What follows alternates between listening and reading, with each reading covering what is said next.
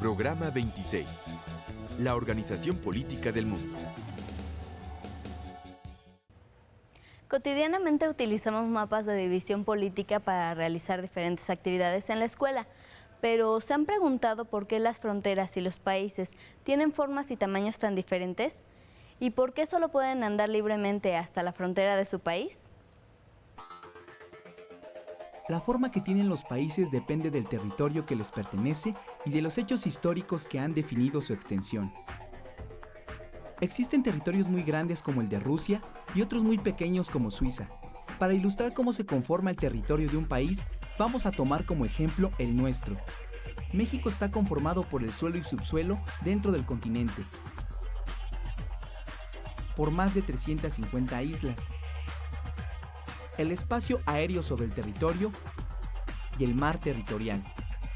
La zona económica exclusiva que se encuentra inmediatamente después del mar territorial no es parte del territorio, pero los países con costa tienen el derecho de explotar los recursos naturales en esta zona. Esta forma y tamaño de nuestro territorio ha ido cambiando de acuerdo con algunos hechos históricos, como la guerra contra Estados Unidos en 1848, en la cual nuestro país perdió más de la mitad del territorio. Además de las guerras o invasiones entre países, otro de los factores que determina la forma y el tamaño de un territorio es el desplazamiento de los límites naturales, como los ríos. El río Bravo en 1873 se desplazó hacia el sur, generando conflictos entre México y Estados Unidos por el territorio llamado el Chamizal.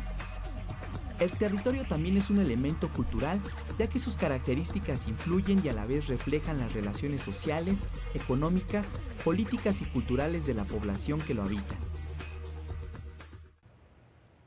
Todos los elementos que conforman el territorio de una nación son fundamentales para su crecimiento y desarrollo.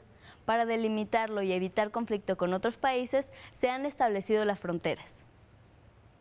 La división política de los países se determina al fijar fronteras sobre los territorios, con la finalidad de que el gobierno de cada uno de ellos pueda ejercer su propia soberanía bajo sus propias leyes que regulen la vida de sus habitantes. Las fronteras o límites fronterizos, como también se les conoce, pueden ser de dos tipos, naturales o artificiales. Algunos elementos físicos como son ríos, lagos o montañas se utilizan como separación y se les conoce con el nombre de límites naturales. Por ejemplo, el volcán Tacaná y el río Suchiate, que marcan el límite entre México y Guatemala. O la cordillera de los Andes, que sirve de frontera entre Argentina y Chile. Por otro lado, a las fronteras que establecen los países mediante alambradas, bardas o montículos que siguen líneas o coordenadas geográficas, se les conoce como límites artificiales. Por ejemplo, las bardas y alambradas que hay entre México y los Estados Unidos de América. O el paralelo 49, que divide a esa misma nación de Canadá. Cuando las personas traspasan estos límites, se dan las migraciones humanas internacionales. A ambos lados del límite fronterizo se extiende una región conocida como zona fronteriza. En esta zona, el intercambio económico y cultural entre la población de los países es muy intenso. El surgimiento de grupos sociales como los chicanos, pachucos y cholos, entre otros en la frontera norte de nuestro país, es un ejemplo de ello. ¿Sabes quiénes son los chicanos? Los chicanos son los que nacen en México y viven en Estados Unidos. Los chicanos son hijos de personas mexicanas creados en Estados Unidos. Los chicanos son hijos de mexicanos que son nacidos en Estados Unidos o criados desde muy pequeña edad. Las zonas fronterizas del mundo son áreas geográficas con características especiales, ya que son una puerta de acceso y salida a otros países, no solo para personas, sino también para el transporte y distribución de todo tipo de productos. En nuestro país, una de las zonas fronterizas más visitadas es la de Tijuana, que sirve como entrada a la ciudad de San Diego en Estados Unidos de América.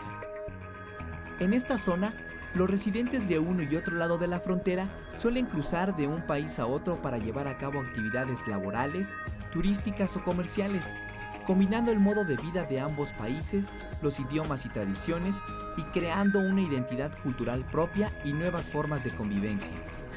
En las zonas fronterizas también permanecen transitoriamente muchos migrantes que provienen de lugares lejanos.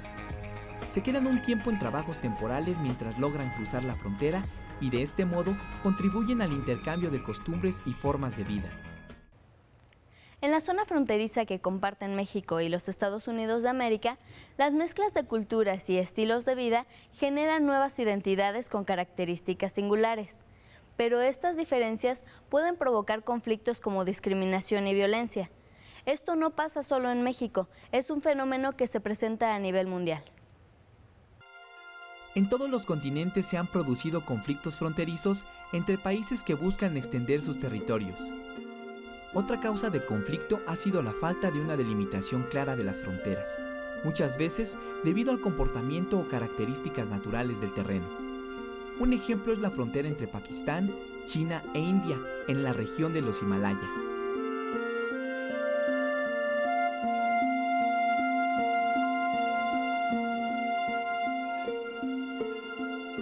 A nivel mundial, gran parte de los conflictos bélicos son provocados por el deseo de dominio y explotación de territorios que cuentan con recursos naturales estratégicos. Por ejemplo, el petróleo en la zona de Medio Oriente ha provocado un sinfín de guerras entre países del área e incluso de otros continentes.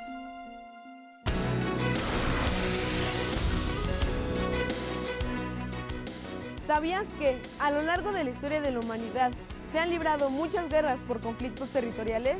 Por ejemplo, la Guerra del Chaco, ocurrida entre 1932 y 1935, que enfrentó a Bolivia contra Paraguay, por el dominio de una región que creían era rica en petróleo. Después se descubrió que la región del Chaco no tenía yacimientos petroleros importantes. Para que exista una relación de mayor respeto entre las naciones, es necesario definir con precisión los límites que las separan y al mismo tiempo promover actitudes de tolerancia y convivencia pacífica entre las personas de ambos lados.